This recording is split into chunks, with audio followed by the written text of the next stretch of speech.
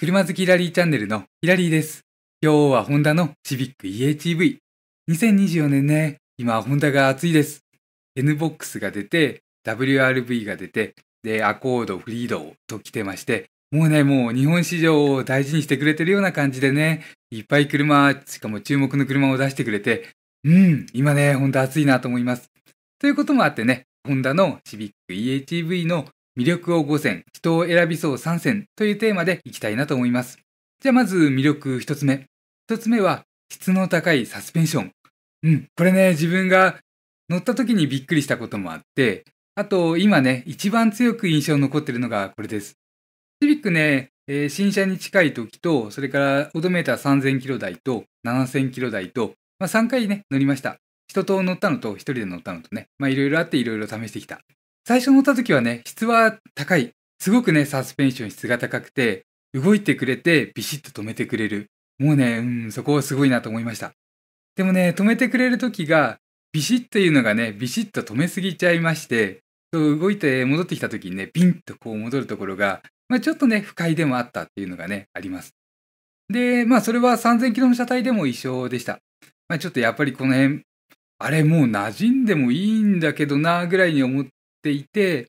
で、7000キロの車体ですね。もうその時はね、もう馴染んでいて、同じ良さの延長線上でその部分がマイルドになって、車ね、柔らかいわけじゃないです。柔らかいサスペンションってわけではないんですけれども、動いてくれてね、滑らかに止めてくれて、いいところばかりがね、味わえて、すごくいい印象を受けました。で、この、やっぱりね、質の高いサスペンションというのは、路面の様子が感じられたりとか、あとはね、車と人間の一体感が感じられたりとか、いろいろね、いいところが出てくるんですよね。ブレーキとかハンドルも扱いやすくなるとかいうところもありますし。ということでね、次に進みます。次はね、魅力2つ目。わかりやすい路面インフォメーション。これがね、やっぱりさっきの話につながりまして、サスペンションが動いてくれて素早く止めてくれるから、路面のインフォメーションが、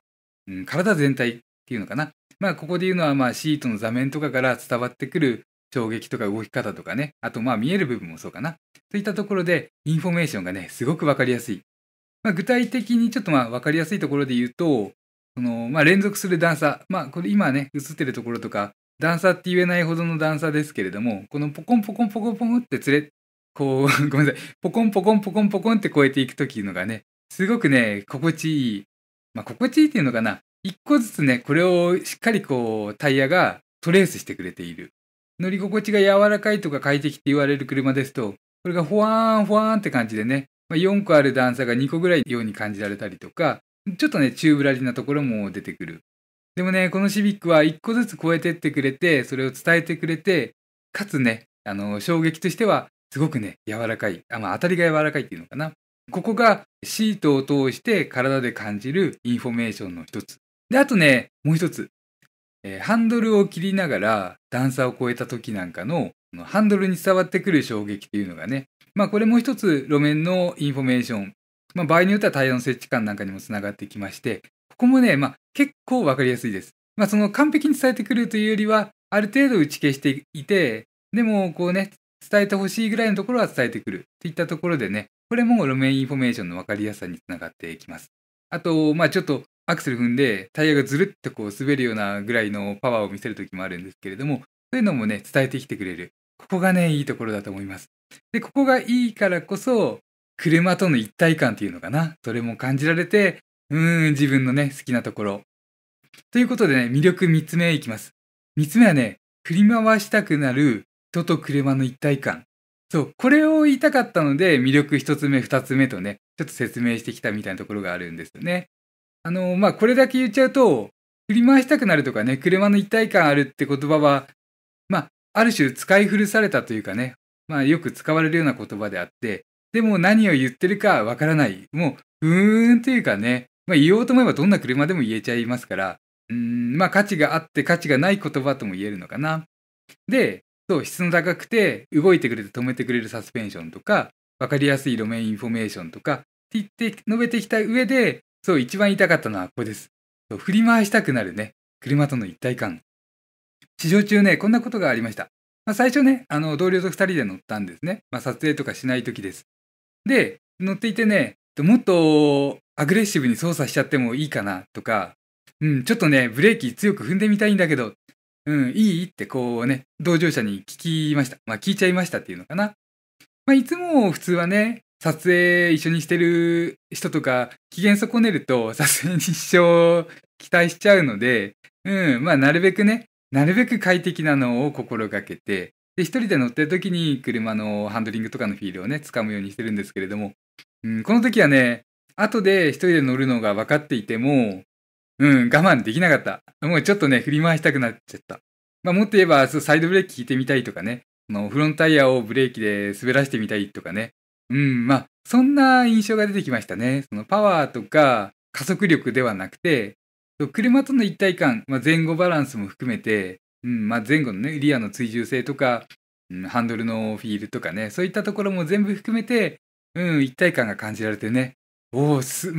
ごいって言葉の方が一番いいか。すごいよねと思ってね。そういうことがありました。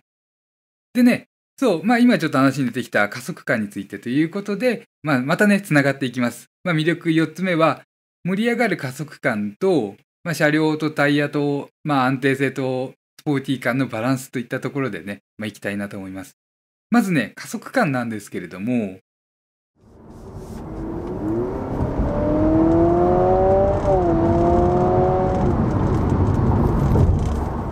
スポーツモードが分かりやすいんでね、スポーツモードに絞ります。スポーツモードにしてアクセル踏むと、ゆっくり加速を始めて、来るぞ来るぞと思ったら、ぐーんと来る。いきなりね、盛り上がります。で、ここがね、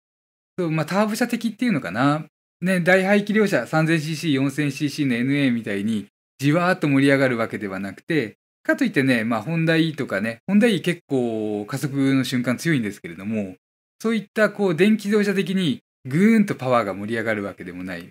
車内の荷物も飛んじゃうほどではないんだけれどもっていったちょっとための後にグッと出てくって感じかな。その前のね、グッと来る前も加速してるはずなんですけれども、その後が強いんで、そこはちょっとマイルドという表現をしないと、話がね、つじつま合わなくなっちゃうんで、そっと出てグッと盛り上がる。で、100キロぐらいはね、時速100キロぐらいは問題なく伸びていって、その先もね、もうちょっと伸びていくんですけれども、とりあえずね、このターボ車的なところが、シビック含めて、この最近の EHEV、ピットでもマイナーチェンジ後とかね、最近の EHEV の特徴かなって思います。で、もう一つのちょっとそのバランスといった面なんですけれども、タイヤがね、ゴクッとくるのをね、許容してくれているところがあります。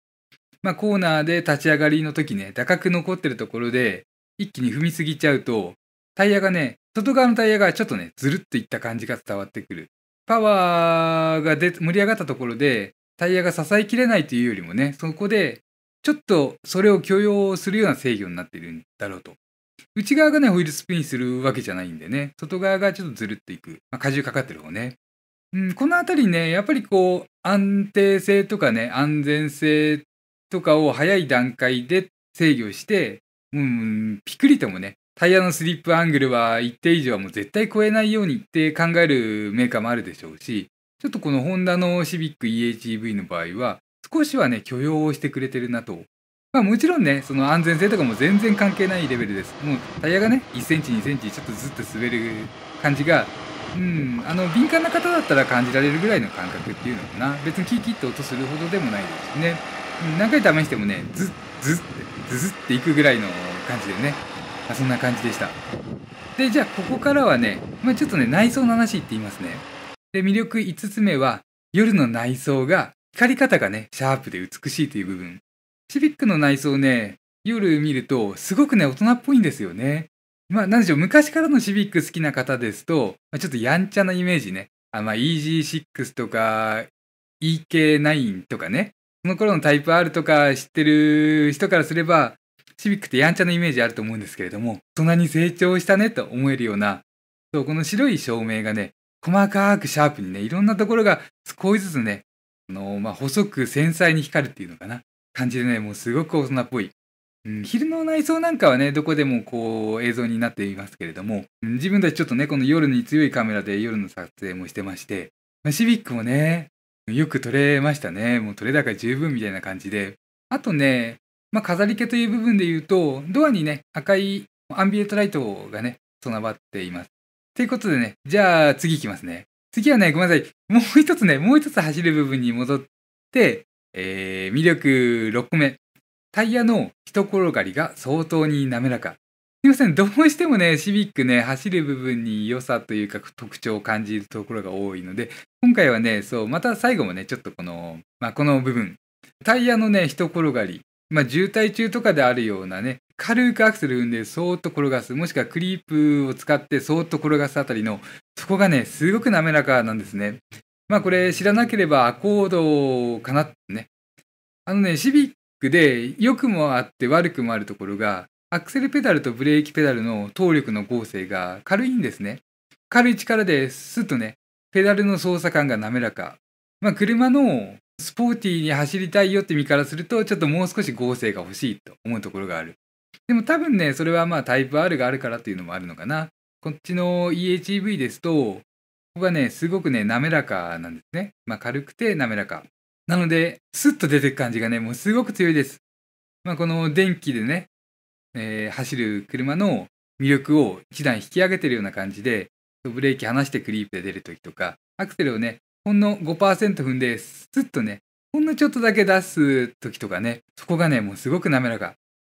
ということでね、ここからは、人を選びそう3選という方に入っていきますね。じゃあ、人を選びそう3選その1。まずはね、リアシートの乗降性。これをね、上げたいです。リアのドアを開けたときにね、開口部が小さい。正確に言うと、足を運ぶ位置が詰まっていると言った方がいいのかな。シビックね、運転席なんかで低く座れる、すごいシートが低く下がるというのはね、メリットの方が大きいと思うんですけれども、リアシートもごめんなさい。裏返っちゃった。リアシートも、シートそんな高いわけではなくてね、低いんですけれども、サイドシルから後ろのホイールハウスにつながるあたりがね、結構高いです。で、中乗って降りるときには、感覚的にはね、腰と同じ高さまで足を上げてね、またぐような感じになってきます。で、このあたりがやっぱりね、キャビンっていうのは開口部を小さくした方が、車のね、運動性能とかサスペンションを上手に動かすといった部分には効いてくるんでしょうし、一方でね、やっぱり4人乗りの乗り物として考えると、ある程度乗降性が欲しいというところもね、人によっては出てくるかもしれない。で、シビックの場合はバランスとして走る方にね、ちょっと優先度が寄っていて、乗降性という部分で、っ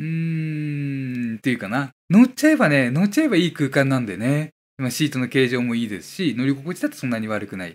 で、ガソリンモデルと比較してこの EHEV は、リアのショックアブソーバーの減衰力がね、3割ほど、結構大きめに落とされてるそうなんですね。そういうこともあって乗っちゃえばいいです。でも、特に降りるときですね。降りるのがね、足を高く上げなきゃいけない。なので、ご自宅のご家族のね、お父様、お母様とかを乗せられるときに、ちょっと障害になってくるかもしれないんで、このあたりね、気になったらちょっと実写で試してみてください、みたいなね、ところです。では、人を選びそう3選のうちの2つ目。燃費と経済性という話です。まず価格ですね。価格、この EHEV で400万円ということで、ちょっとね、割高感を感じます。ナビがついたりね、パワーシートがついていたりとか、あと BOSE のオーディオシステムがついていたりとか、装備いいんで、そのあたりをね、金額換算すれば、そこまでじゃないんでしょうけれども、そうではないとするとね、ちょっと価格はお高めかなと。カローラでね、400万って言ったら、って思っちゃいますから、で、400万円ですからね。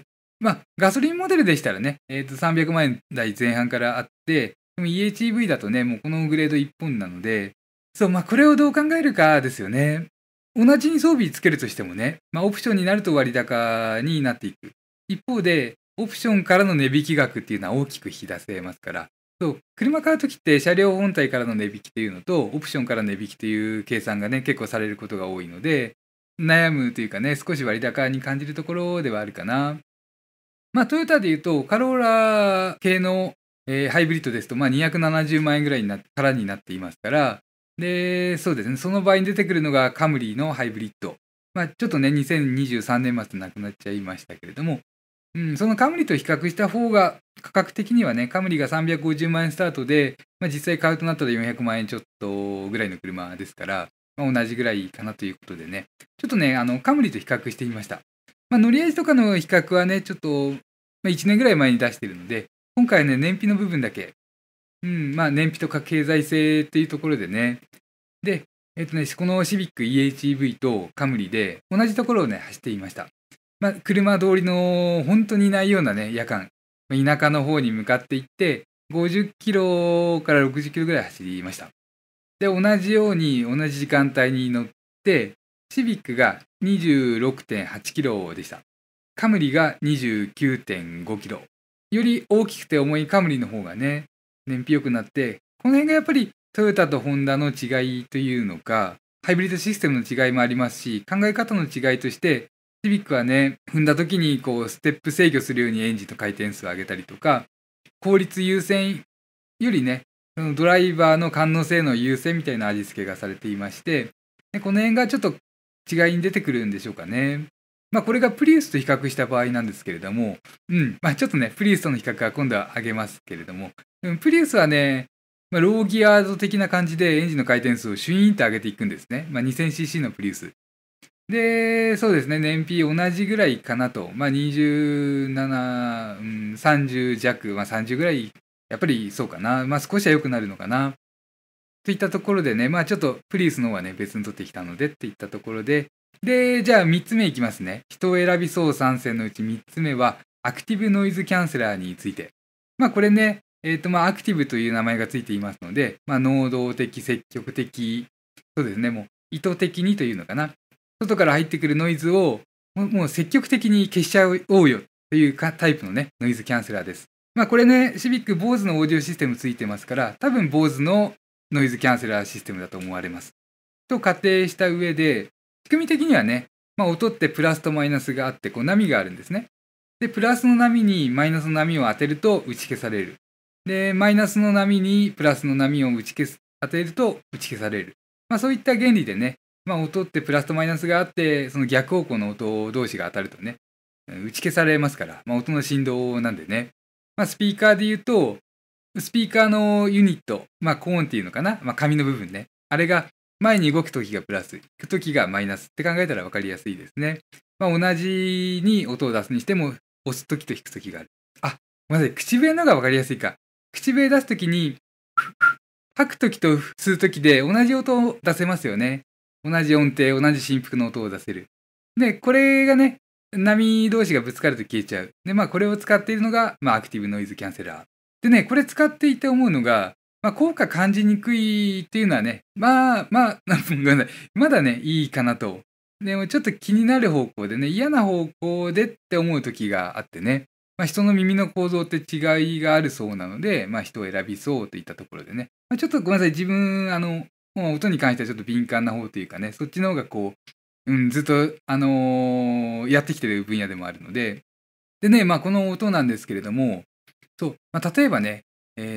超低音域、周波数で言ったら50キロ、60キロ、この辺かな。このサブウーハーって言われる特殊なスピーカーがないとね、出せないような音。これを出して打ち消してると思うんですけれども、すごい低周波の音ね。それがね、効果の音はね、よくわかんないです。シビック、そんなにね、静かな車という感じもしないですし、低音域の音はよく通してくるタイプの、静粛性。なので、これが効いていたとしても、ゴロゴロザラザラ感のね、すごい低い音は出ている。これがオンオフにする方法があったらまた別なんですけれども、ちょっとね、オフにする仕方が分かんなかったというか、ないかもしれないので、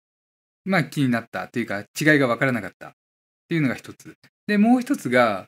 音にならないような振動なんですね。実際 50Hz ぐらいの音っていうのは人間の耳ね、ちゃんと再生されてれば聞こえます。聞こえるんですけれども、っていう感じのね、ってこう、踏ん詰まっちゃうようなね、すごく不快な音なんですね。音って倍音成分、ある程度こう規則の沿った上の音が出てないと気持ちよくないっていうのがあってね、ここだけ聞こえてくると、音はしてないのに振動だけしてるみたいなね、こう圧迫感っていうのかな、音圧だけっていうのか、ちょっとね、不快というか聞き疲れしちゃうようなね、乗ってて疲れちゃうような感じにつながるんですね。で、その時には窓を開ければいいです。こういう車ね、結構あります。低音域がこもるような車とか、っぱりアクティブノイズキャンセラーがね、結構豪快に動いてるような車とか、ふん詰まり感、やっぱりね、感じます。といったところで、人によっては気になるかもしれない。で、これが、多分ね、一人で乗って、少し長い時間乗らないとわかんないかもしれないっていうのがね、ディーラーの市場で10分、15分、付き合いがあると一晩貸してくれたりすることもありますけれども、それで乗れればね、わかるんでしょうけれどもね。もしね、ちょっと不安だって方はね、このアクティブノイズキャンセラーのキャンセラー装置っていうのがね、あるか、お調べしてみるのもよろしいかなと思います。ということでね、まとめていきます。シビックね、400万っていう価格はやっぱりネック。クラスからしてみてですかね。日本車が安くてそこそこのものを、もっといいものが欲しければ高いクラスを買ってよっていう風にね、言うように作られてきて、売られてきて、ずっとね、来ています。で、ハイブリッドで燃費も良いし、装備もいいですよって言ってもね、そこまではと、性能も含めてね、そこまではと考えちゃう方はね、結構いらっしゃるんじゃないかな。自分もね、全部味わえたわけではないです。結構味わったかな。自分にはね、ちょっともったいないぐらいっていうのをね、感じましたね。で、お値段がそこそこして、逆に買っちゃえば、このお値段高いのがね、それが満足感にもつながったりもしますから、物ってそんなものですよね。タイプ R で500万っていうのは高く感じないので、これもタイプ S って名前にしてくれたりとかね、今後出てくるのかな。あと、ガソリンモデルですと RS ってのが出てくるのでね、全然売る気ないってことはね、ないんでしょうけれども、お値段は気になるところではあるかなと。その代わりに乗るとね、やっぱりサスペンションの質の高さと、自分のね、体との一体感っていう部分はね、なかなか他では味わえないっていうのかな。ステアリングフィールとか電動パワーストのフィールとか、もうちょっと最新タイプの方がって思うところもあるんですね。でもこれね、きっとこの動画作ってる頃にはまた変わってるかもしれないですし、マイナーチェンジとかでね、人知れず、そのアナウンスもされないところで変わってくるかもしれないんでね。そうですね。もうほとんどね、そう。それぐらいしか、言ってみれば、あとね、そう、目いっぱい走った時とかはね、一瞬タイヤの接地感がなくなって、切り終わって戻してくるところでね、逆にタイヤがよじれる瞬間に、一瞬接地感なくなるところとかもあるんですけれども、そんなのをね、気にする人はスポーツカー買いなさいよみたいな話になってきますからね。普通にしてたらもう本当、こうやってあーだこーで言ってる自分でもね、もったいないと思うようなね、ところを感じました。ということでね、動画ご視聴ありがとうございました。また次の動画でお会いしましょう。車好きヒラリーチャンネルのヒラリーでした。